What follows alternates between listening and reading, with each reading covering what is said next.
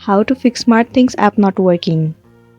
So the very first thing you want to do is to head over to your Play Store. In the search bar, search for SmartThings. Head over to this application.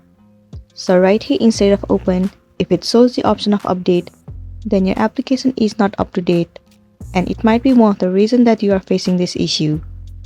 In this case, all you want to do is tap on update and update your application to the latest version. Once it is up to date, now the next thing you want to do is to head over to your settings of a device. Move into apps.